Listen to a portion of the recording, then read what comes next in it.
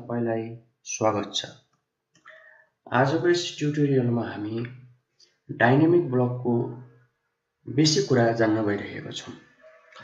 Suppose तपाईलाई यो block जुन कम्प्युटर यो ब्लक छ, यसलाई तपाईले यो भित्तातिर ल्याउनु पर्यो भने के गर्नु हुन्थ्यो? सिम्पल यसलाई यता ल्याउनु हुन्थ्यो। मैले कपी गरेर ल्याए अनि यसलाई तपाई रोटेट गर्नु हुन्थ्यो सेकेन्ड स्टेपमा।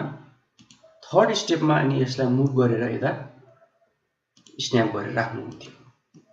आई मिन कति धेरै स्टेप पर्छ। सो यसलाई म ब्लक एडिटरमा खोल्छु। ब्लक एडिटरमा खोल्नको लागि सिम्पली डबल क्लिक गरे पनि भयो अथवा राइट माउस क्लिक गरेर ब्लक एडिटरमा क्लिक गरे पनि भयो। अब ब्लक एडिटरमा खोलिसकेपछि यदि यो साइडको ब्लक अथरिङ प्यालेट आएको छैन भने यो आइकनमा क्लिक गर्नु होला।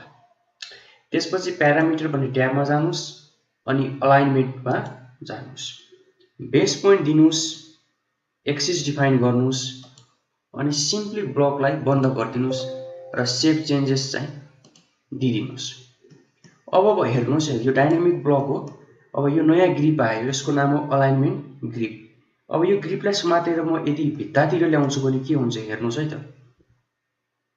वाउ, न मैले रोटेट गर्नु पर्यो न मैले मुभ गर्नु पर्यो।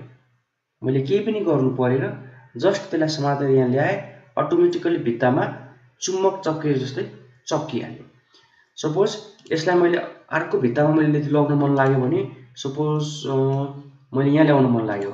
अब यो कम्प्युटरलाई यो वालसँग मैले अलाइनमेन्ट गर्नु पर्यो भने यो ग्रिप समात्ने नजिक लग्ने आफै अलाइनमेन्ट भयो।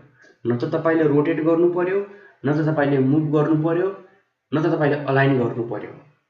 सिम्पली त्यो अलाइनको ग्रिपलाई समातेर जहाँ अलाइन गर्नुपर्ने त्यहाँ लग्नुहुन्छ भने अटोमेटिकली त्यो अब्जेक्ट त्यहाँ अलाइनमेन्ट हुन्छ। सो यो हो power of dynamic blocks. So आजको ट्युटोरियलमा हामीले के सिक्यौं? कुनै पनि सिम्पल ब्लकमा अलाइनमेन्ट फिचर दिएर त्यसलाई हामीले डाइनामिक ब्लक बनाउन जान्यौं।